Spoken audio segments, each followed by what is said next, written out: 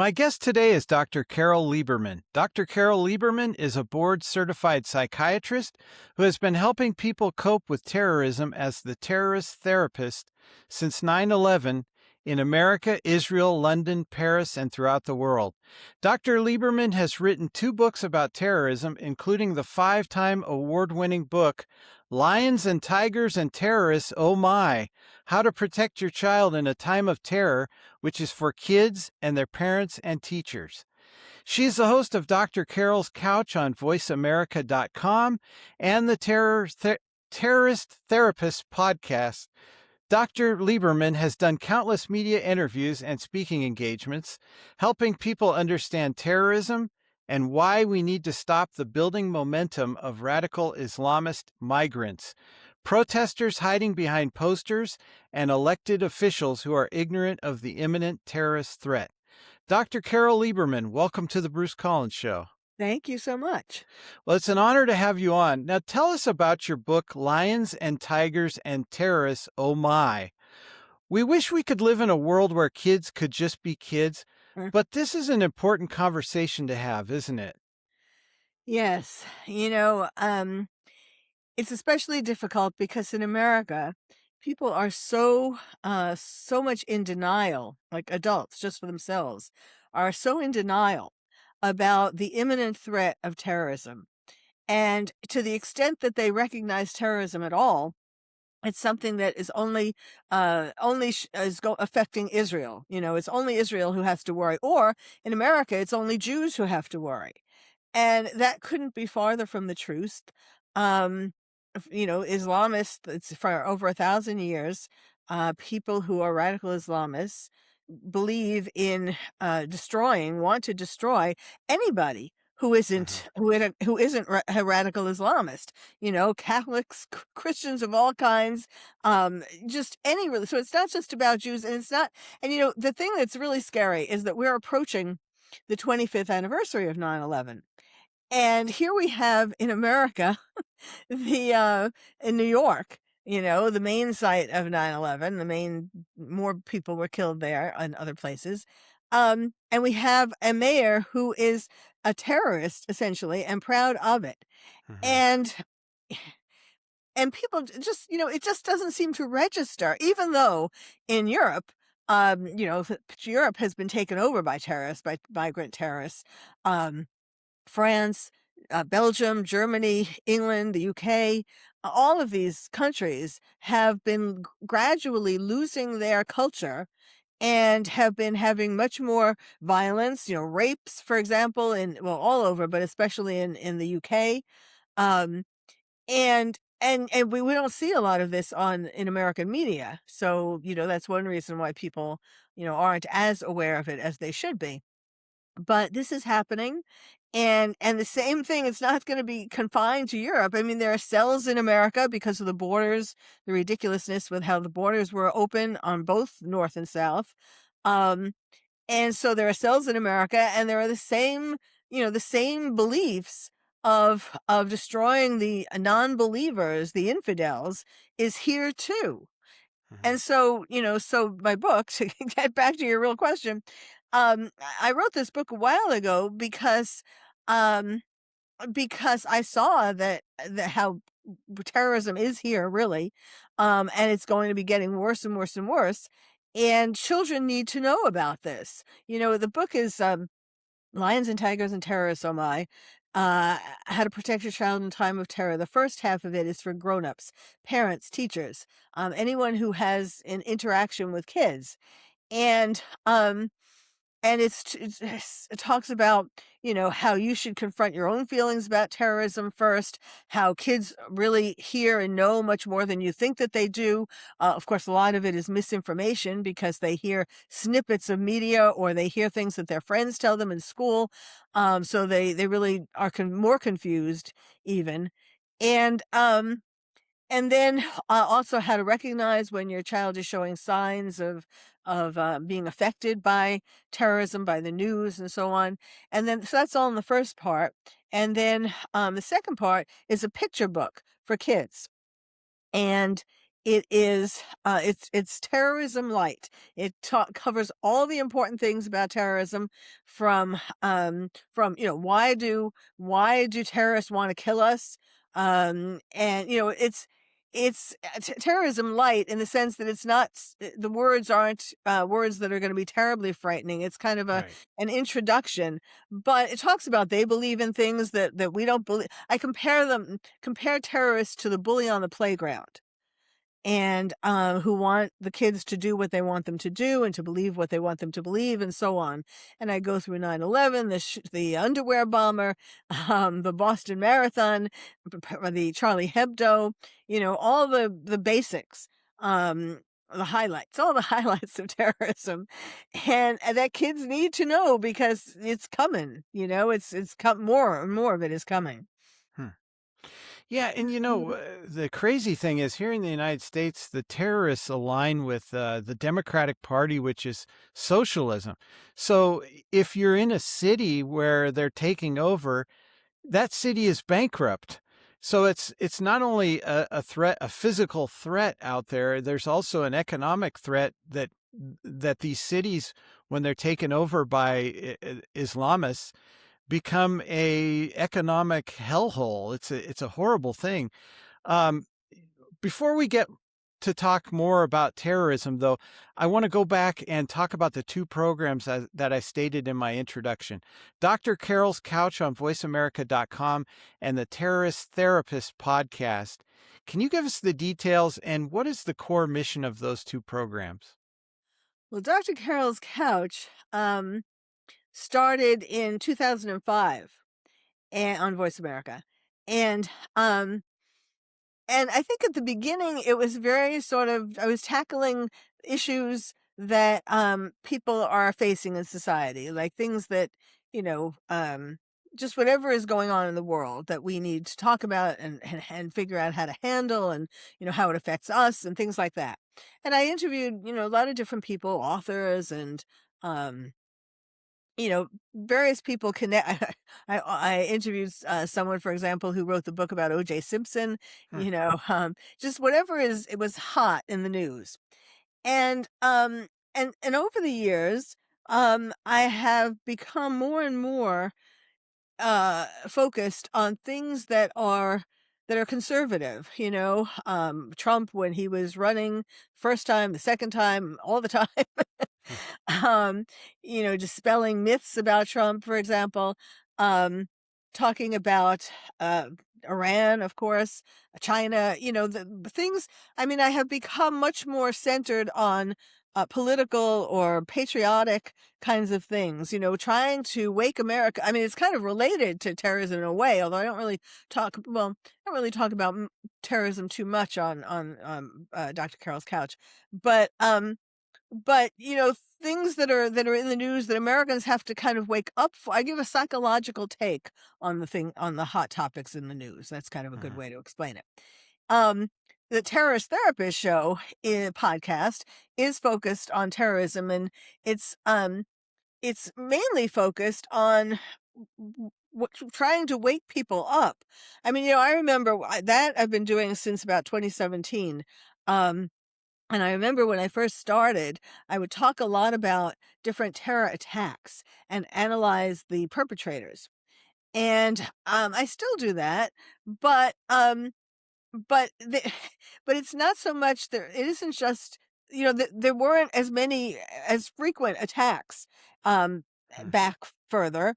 Um but now it's like it's like a more global kind of thing. I mean, I talk about Europe, what's happening in the different countries, and I talk about attacks, of course, what's happening in jails, how people are being converted to by the radical Islamists in jails. But been talking a lot about Iran, and Iran being the largest state sponsor of terrorism, and in Israel. I went to Israel. That's one of the things I did, as you mentioned, uh, this past October. I went to Israel to help the citizens and IDF, and also the therapists in Israel, to help them because they're carrying such a large burden, of course. But and they certainly they don't need to be woken up. They're very Right. familiar with terrorism. But, but it's here, it's like trying to point out, "Look, this thing happened," okay, like, for example, with the mosque in San Diego. That is a very interesting study that people need to pay attention to because, depending upon which media outlet you're listening to or watching, you will hear it as a major act of Islamophobia. That's what the Right. mainstream media is primarily saying. Oh, look at how bad Islamophobia is in America. They attacked this mosque. Well, this mosque is a very interesting. I don't think I mean, they lived near there. That's one reason why they chose that mosque. But also, um, two of the hijackers from 9/11 prayed at that mosque. And they, in general, are very, they have Nazi signs in the mosque and they're very anti Semitic. And, it's a very, very strong, a strong mosque. I mean, a very politically strong. They believe in these things very powerfully, not more compared to some other mosques. I mean, lots of mosques are powerful in terms of what they say, but this one was really particularly strong. And the two men, two teenagers who attacked the mosque, they weren't just Islamophobic. Their manifesto had hate against all kinds of people. Um, Jews and Catholics and Christians and just anybody, gays and any group, any Mhm. minority, um, or any group that you could think of to call them a group and to target them. So they were equal opportunity haters. And and so so really there's really a bigger story in here, which is how do two teenagers grow up in Southern California and, with so much hate in their heart. You know, um, one of them, especially with one of them, the one whose mother called 911 when she realized that her son stole her guns and her car, or stole them, took them, and he was suicidal. And so she called 911. And of course, the police didn't intercept him in time. But, like, it seemed like they were a rather, uh, comfortable family. And, so how did someone growing up in that kind of an environment develop this much hate? That's what we need to be looking at, Right. not just talking about, "Oh, well, look at all the Islamophobia."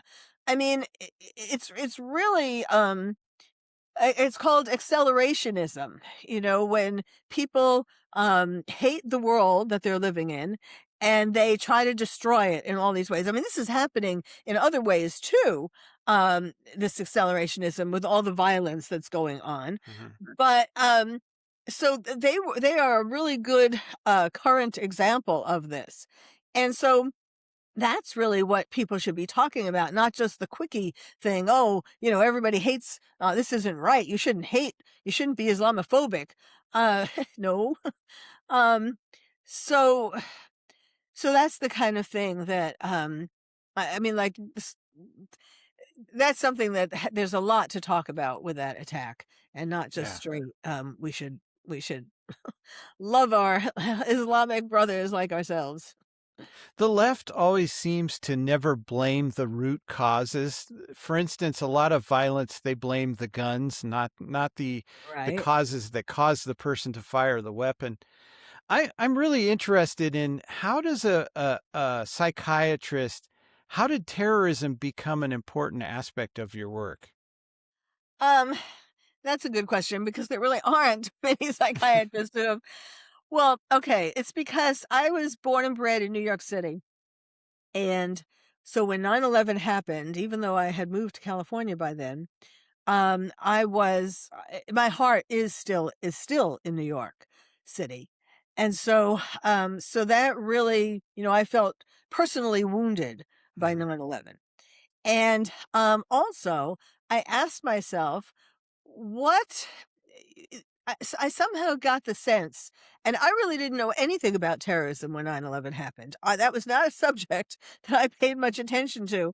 Um, but I just got this sense that, this was gonna be the most dangerous thing threatening us for the rest of our lifetime. And again, without really knowing about terrorism. But certainly that has proven to be true. And it is, the number one threat that we have. Um, and so I started quickly, reading up on it, going to conferences and a quick a quick learn, a quick education.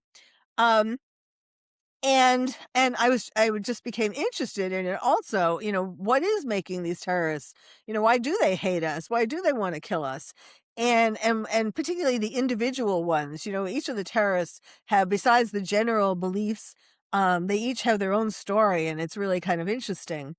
Um and so that is how it started. I started by making I started by having a nine, what do you call it? Like a call-in, number where I Hmm. recorded certain responses to questions, and it was a call-in number. And then I made an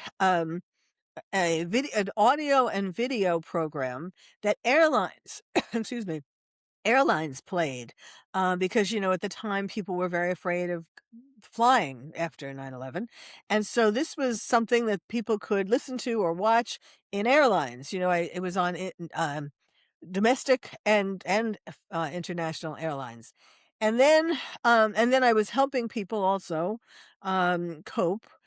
And then I didn't wanna, the more I knew about it, the more I learned about it, the more I realized that, yes, indeed, this is gonna be something that is the major threat for the rest of, our lives. Um, and so then I wrote the book, we just mentioned Lions and Tigers and Terrorists, oh my, and that book got 5 awards. So it got the, London Book Festival award, so I went to London, and while I was in London, I went to Manchester. And, oh, no, wait, I take that back, there was something before that.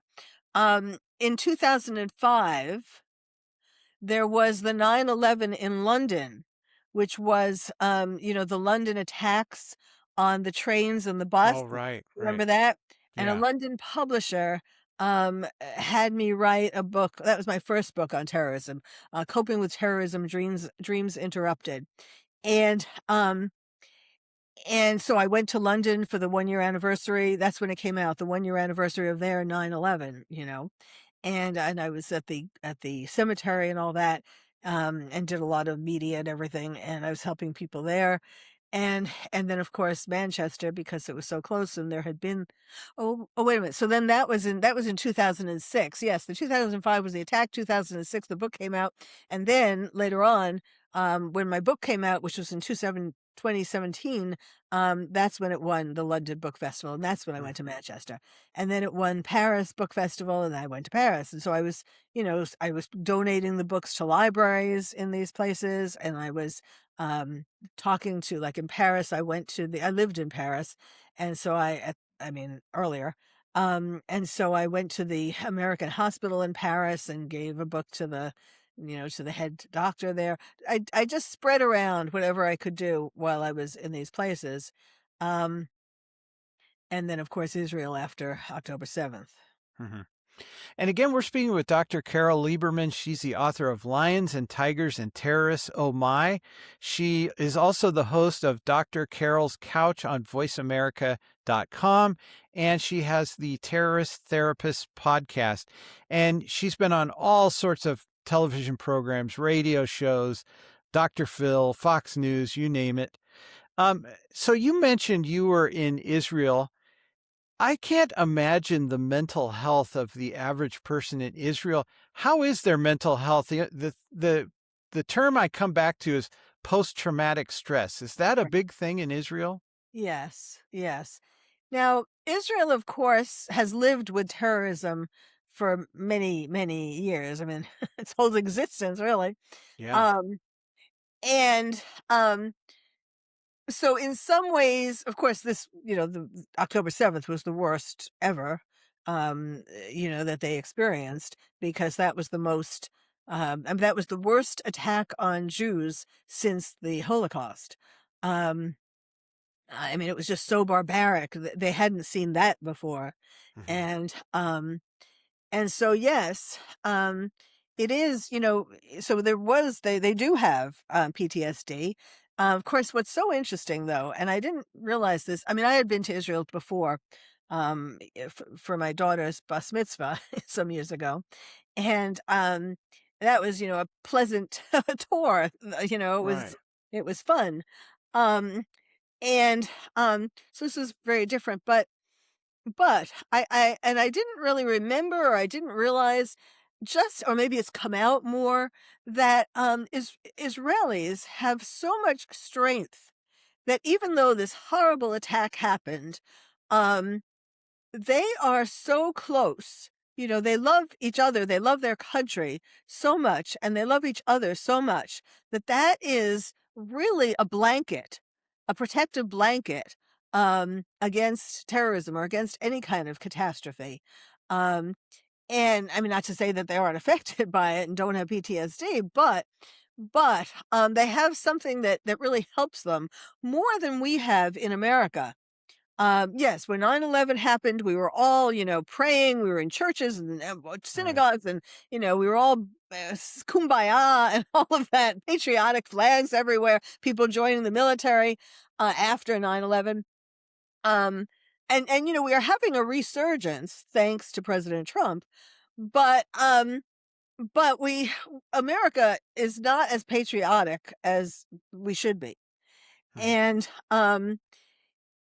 and so, when another attack happens, we're not going to have that protective blanket that they have in Israel, that in a way keeps getting stronger in Israel as they have to face more and more attacks and threats and all of that.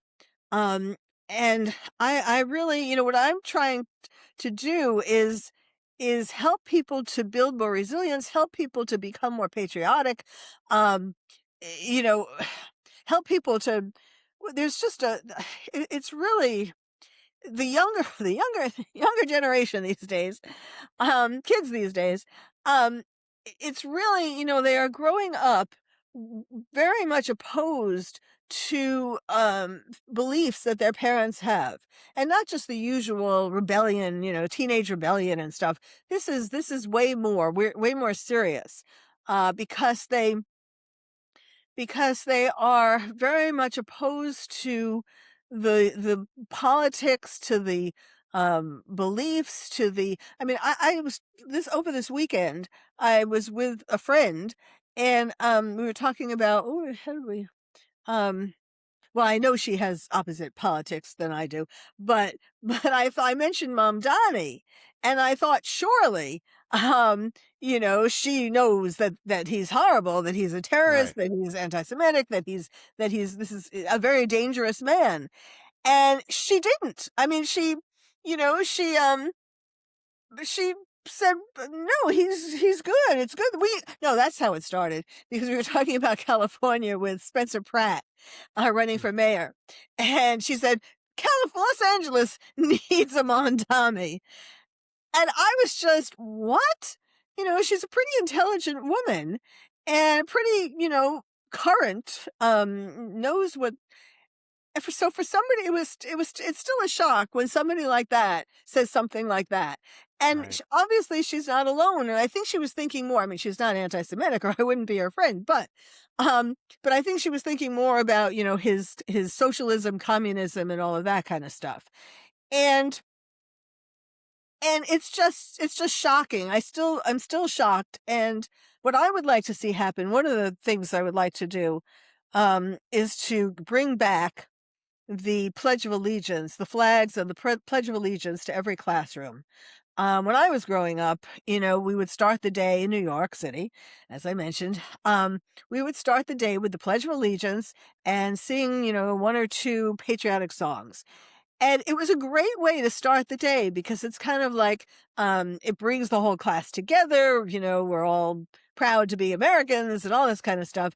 And and and so many schools, I think the majority of schools don't do that these days, which starts the whole. I mean, and then of course you bring in what the teachers are teaching about America, the Right. anti-Americanism, and it's no wonder that we have um generations, the latest generations, who can be at the Olympics and turn their back on the American flag. I Mhm. mean, that is disgusting. They should be fired from the Olympics. Yeah. I've always thought capitalism succeeds economically, but oftentimes it fails philosophically. And the left seems to have the bigger megaphone, so Mm. that people are propagandized into thinking socialism is the answer. It's sad. I wanted to ask you, in light of Trump deranged. Oh, go ahead. Well, can I just because I wanted to mention this when you mentioned it before. You know, the left, it's the red green alliance. The left being red, like for communism, Mhm. and the terrorists being green. And they have formed this alliance over the years, and they don't agree with each other on everything. Terrorists don't believe in LGBTQ plus, for example. Right. Um, and yet they both have the same goal of destroying America. So they have become strange bedfellows. And that makes them both, much more powerful. Now, of course, um, if they were to succeed and then be able to recognize, like once their goal was accomplished, that America was destroyed, hopefully that would never happen. But if it were to happen, then they would be able to see, then they would fight amongst themselves because they would see, oh no, well, I don't believe that. And, that kind of thing. So Yeah. I'm sorry. I just wanted Yeah, to, like you said, strange bedfellows that make the Democratic Party look like they're anti-Semites. yes. And we used to have the Republicans when I was growing up and I was a kid. I was raised as a Christian. I'm a Christian still, and raised in a Republican household. And there was always that thought process, well, Republicans are Nazis. And Mhm, now you look at who if you want to slop around propaganda, you mhm. look at who's siding with the Nazis now. It's the Democratic Party. It's so Yeah. strange. I did want to address Trump derangement syndrome, and that has led to tragically assassination attempts. Um, Yes. can we say that extreme liberalism is either becoming a terrorist group or is a terrorist group? Oh, well, yes, I think you can say that. I mean, I used to say, like, the kids in the colleges, the protests, I used to say that they were like terrorists, or, but they become more and more, there's very, very little difference. When Netanyahu was here some years ago, when he and spoke before Congress, not this last time, but like before, he said, um, the, he said, wait, L LG wait a minute. Those people who, um like the students who are protesting are like chickens for KFC. Oh, I know what you're saying. Like gays for Gaza was one Mhm. example. Well, it wasn't just talking about gays, but like gays for Gaza, all the people for Palestine, that kind of thing. And he said it's like chickens for KFC.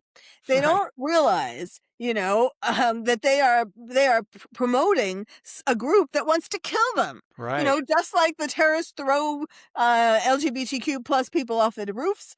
Um, it's the same thing with, I mean, they're rooting for the people who wanna kill them. So now I lost my train of thought. What oh, Trump derangement syndrome, yes. Okay, that's my favorite topic, quite frankly. Well, I mean, terrorism, it's a toss-up. Well, isn't it really a form of terrorism? Well, yes, yes.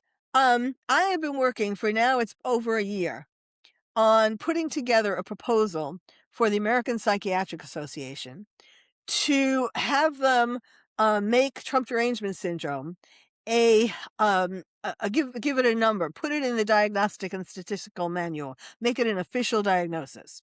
Mhm. And I have created mild, moderate, and severe diagnostic categories. And I have examples in each of these categories of people that a lot of people would recognize, names that a lot of people would recognize. And and then people who aren't famous, but people knew who would know who they were. In other words, like the woman who was in charge of FEMA when they went into a disaster area, and she told her FEMA people not to save the houses that had Trump signs in front of them. So Yeah. it's from that to Jimmy Kimmel. Or is another example, or Stephen Colbert. I mean, so well-known people like that, and then just regular people who did things that were very who had Trump derangement syndrome. So, it has grown. It is a pandemic, you know, and it's people who, um, people who are blaming Trump for everything, for things that they're not happy about in their own life. And, um, for men, it's particularly men, amongst the men who have Trump derangement syndrome, it is men who have low self-esteem because they compare themselves to Trump and they are angry that they don't have everything that he has. In other words, like let's say a father when he has a boy, Uh-huh. envisions, has these dreams. And so what would he like him to have? He'd like him to have a good education. He'd like him to have a powerful or a good job, important job, make a lot of money, have a beautiful wife, and have good morals.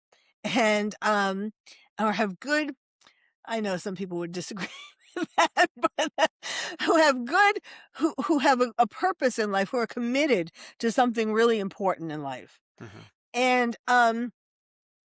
And so they are jealous, they look at him and they're angry that he has all that and they don't have all that. And women who have Trump derangement syndrome are mostly college educated white women. They were originally the pussy hats, and now they have, they have problems with men is the underlying similarity. And um so, some people, the mild side, the mild cases are people with who throw shoes at the television, for example, or who get all upset when they hear, YMCA play or things like that. Relatively mild things that don't hurt other people. Uh-huh. Then when it's moderate, it is, you've made hating Trump, you're obsessed with hating Trump, and that has taken over your life in some way. Um, and then it also involves other people. They are affected by your TDS. And then severe, we get to the violent category, the assassination attempts that you were mentioning, and the Teslas, it's Trump Yeah. derangement syndrome affects people who are in his circle too. It's like with Melania and when her movie came out, and some people said they hated it, or just went to see it to say they could, or to be able to say that they saw it and they hated it, and to put that down. Um, Anybody, JD Vance, anyone who's associated with Trump, it goes to them too. They include them too. So I've defined it as an irrational, quasi-psychotic hatred of anything Trump, resulting in rage and over-the-top efforts to destroy him and his work. And so I got a little.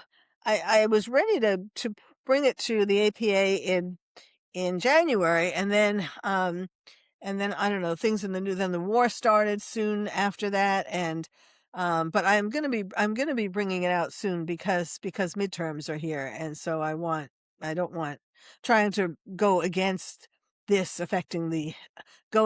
derangement syndrome affecting the midterms. Yeah. That's great. One thing I've noticed is we're not a very civil country anymore, and people are becoming outraged at every little thing. Usually, it's coming from the left. Is outrage from your experience as a psychiatrist? Does outrage become an addiction? Huh. Um, yes, for a lot of people it does, because there's a kind of excitement that Uh-huh. you feel when you're expressing your anger verbally, even more when you're expressing it physically. Even these teen takeovers that we're seeing now that aren't necessarily political, but it's just expressing rage for the excitement and the fun of expressing rage. Yes, it really it really can be addicting because, you're letting out it's people who of course are very unhappy with themselves, very unhappy with their lives, and they want other people to suffer too. Yeah. What about the fact that Americans are fascinated by true crime, catastrophe, and public collapse? Why do you think people are so fascinated by that? Yes, true crime really has been for a while now having a heyday. Um, of course, now that court TV isn't on as many channels as it was before, it's disappointing.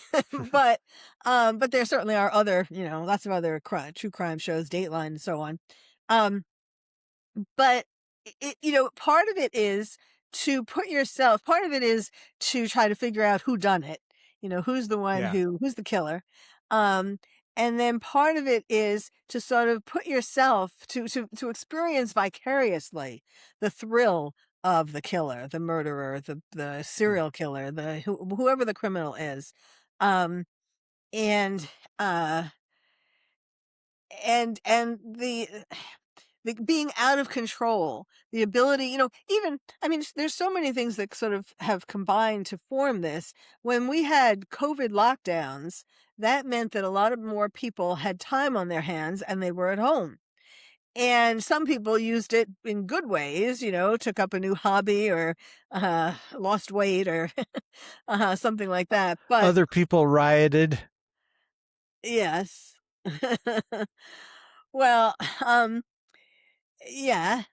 I mean, of course, then the whole idea of making you take the vaccine, all this, Mhm. people who were getting fired if they didn't get the vaccine and that kind of thing. I never took the vaccine. I never let my daughter take the vaccine, and of course, now I'm thrilled that I made that choice because we're seeing the side effects of these vaccines more and more Yeah. each day. People dying, young people dying. Um, who didn't have anything wrong with them, before. It's really very sad. Um, but now what was I True forget now. crime, Oh, we were talking about catastrophes. true crime. Um, so one of the things that I do is besides being a psychiatrist with patients, I'm an expert witness and for criminal cases and for civil cases. And I enjoy that because I enjoy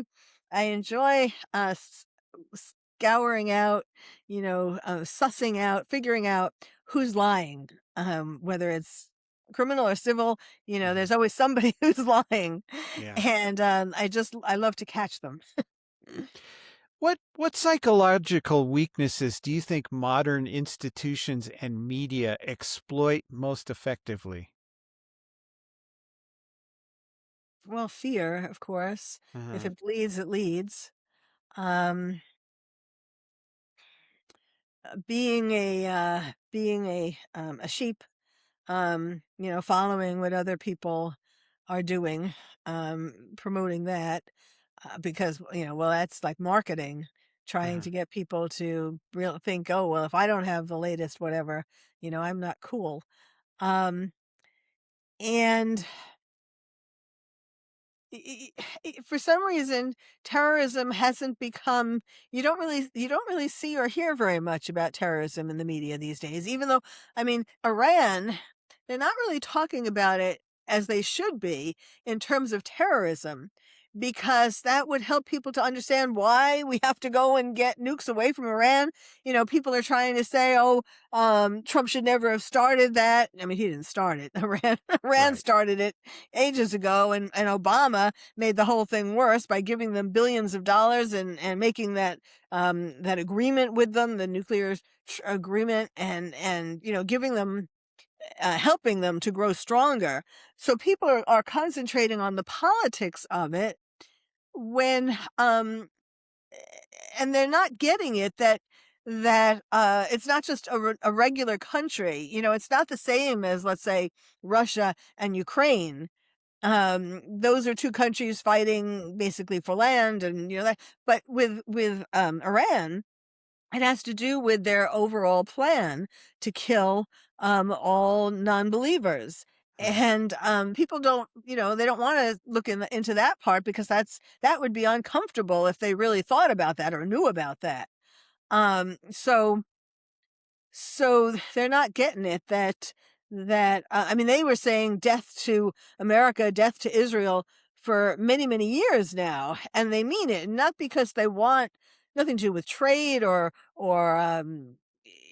country land, or it's about making all of us become radical Islamists, or Mhm. else pay the jizya tax, or else be dead, die, kill us. Yeah, it's the education in America really needs to be fixed. I think you hit on the big one. Fear is a big factor, whether it's through the media or some television. I've even seen politics and things like cartoons. So there's a lot of indoctrination going on. Yes. Um, do you think overall society is becoming psychologically healthier? And if not, are there tangible causes at work? Yes, you're asking me all these things that I really care about. Um, psych People are more mentally ill or less psychologically healthy than they were before, and there are a number of reasons for it. Um, I was starting to say, one reason is the education system that has been teaching the wrong things. Oh, I wanted to mention, with 9/11, when I started finding out about terrorism, the people who were really scholars in this field, like who I met when I went to these conferences, they said way back then that it isn't going to be so much terror attacks like 9/11.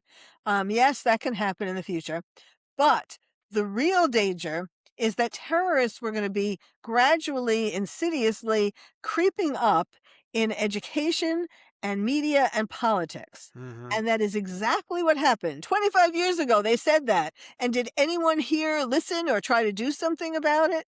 No. And so that's really that's the big threat. That's how they have gotten a lot of power and a lot of control and how they're able to spread terrorism. Um, and so getting back to the mentally healthy, I wanted to mention because of the schools. Um, you know, I think a big impact, and we're not really giving it its enough of its due. The COVID lockdowns have really changed people a lot, made us we get along with each other less well. People are turning to chat bots and for answers and for Mhm. sex and for romance and having relationships instead of friends. They have relationships with a chat bot. I mean, it's crazy. Mhm. Plus, during the, lockdowns, when people are starting to say have had all this time on their hands, a lot of people, way too many people, use that time to, play violent video games. Mhm. And I used to be the chair of the National Coalition on Television Violence, and we did all kinds of research and the other research that was being done too, and it proved that the more hours of violence that you absorb, whether it's television or radio, well, usually, especially pictures, even music, though, the more violence that you absorb in media, and especially violent video games, the more aggressive and violent you become. Now, not Mhm. everybody becomes a serial killer, but even whether the air rage, for example, um, or domestic violence or things like that, it is showing itself in those ways. And so that had played a big role in people getting more distant and more angry at each other and all of that. And um, and just all of these things together like a perfect storm. And psychiatrists have to take a lot of the blame as well, because once upon a time, I mean, when I was training, I had the good fortune to be trained at NYU Bellevue, which is crazy central, in the middle of Manhattan.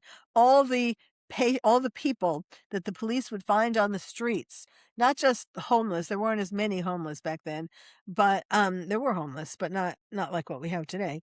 Right. Um, but not just the homeless people, but, people who were who committed crimes or, things like that. They would bring them the other hospitals didn't wanna take really dangerous people, or really crazy people, floridly psychotic people, so the police would bring them to Bellevue. And there was no greater lab, teaching place than the, emergency room at Bellevue, and I became chief resident there, and then I went to study with Anna Freud, and, so all of these things together, have given me a good and, perspective on what is happening today, which is that psychiatrists have gone from being, um being therapists, doing psychotherapy along with prescribing medication if the person needs medication, like if they're psychotic, like schizophrenic or bipolar. Yes, those people do absolutely need medication, but they also need psychotherapy. If nobody I have, there is no medicine ever invented that can cure somebody of anything psychological if they don't have psychotherapy along with it. And what happened is that the insurance companies decided, since they're always trying to save money, they decided that it would be a lot cheaper to pay um, non psychiatrists. Psychiatrists have MDs, so yes, they get paid more money. But if you pay a psychologist or a social worker or a marriage and family therapy therapist to do therapy, they could pay them less. And so that's what they started doing. And so psychiatrists, instead of, fighting back in some way, protesting, having I don't know, having, um, strikes or something, they didn't do anything like that. Instead, what they did was they just changed what they do. If somebody comes in with a problem, instead of like trying to find out what caused the problem and even going more than that, going back to childhood and finding the real root of this problem, they don't do that because now to spend 45, 50 minutes with a patient to do therapy, you get paid very little. So if Mm. you have 8 hours in a day and you fill it with, you can only fill it with 8 patients if you're doing therapy. So and at the rate that the insurance companies were paying, that became impossible. Not that I'm not saying that psychiatrists were money hungry or whatever, but they just, they needed a certain they didn't they wanted to help also, they wanted to help people, and they weren't helping them by giving them prescriptions.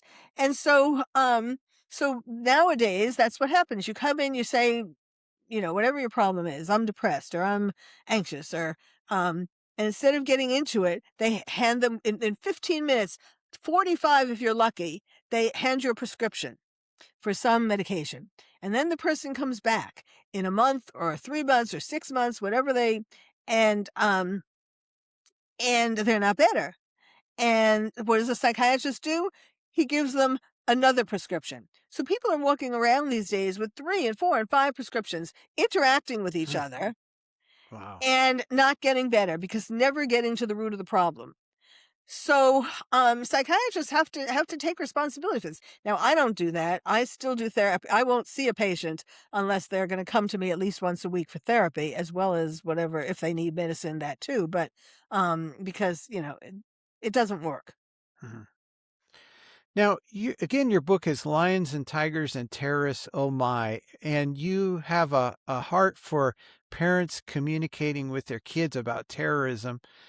Um, what about the fact that parents today, there's an outside world that is kind of teaching fragility and we have participation trophies? How does a parent instill resilience and grit today? Yes, we are growing snowflakes, Yeah. um, entitled snowflakes.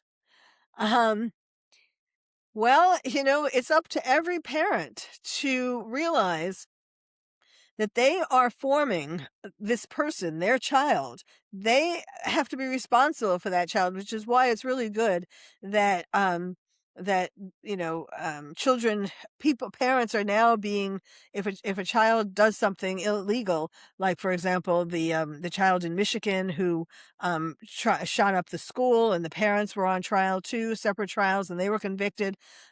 You have to if your child becomes a school shooter, or if they become a nuclear scientist, that has to do with you. That has to do with what how you have molded them from the time that they were babies. And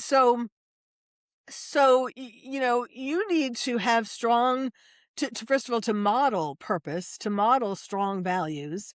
And then, one of the biggest problems is that we have done away too many families have done away with the dinner, Mm, with the night everybody comes to dinner. right. Yes, there are activities and so on. You want your child to be in sports or theater, that's fine, but that's not every night of the week. And you have to insist upon, "No, you can't go to your friend's house tonight because at this time, because you can go after dinner, or you have to do your homework after dinner." Um, but dinner time was the time when families would face each other. Of course, now, even at the dinner table, everybody has their phone on the table, Yeah, so they're not even really paying attention to each other then. that's true. Um but they have to this was a time to, like, ask, "How was your day at school? What happened today? Is something bothering you?" All kind just for sort of, to take the temperature of what's going on with your kids, to find out how you can help, um, and so that needs to come back. Uh, and parents just need to, parents know, um what good values are, and they know how to make it they can talk about, why something is important, or what's, even just with the news, there's so much so many teaching moments that you can take just from the news. You don't have to be that Mhm. creative. Like, what I was saying with the mosque. What do you think happened there? Why do you think would you ever do something like that? Do you have friends? Do you think you have any friends who might do something like that? That kind of thing. And then, well, Yeah. what did that solve? Now they committed suicide. How did that solve anything? That kind of thing. Just example after example after example. Also, taking them to appreciate the arts, culture, museums, um, y- you know, things that we haven't really been get them off their phones, that kind Yeah. of thing. Off of the Xboxes. Again, we've been speaking with Dr. Carole Lieberman, the author of Lions and Tigers and Terrorists, Oh My. She also hosts the program Dr. Carol's Couch on voiceamerica.com and the Terrorist Therapist podcast. I cannot say that 10 times fast, but I would recommend checking out both of those podcasts.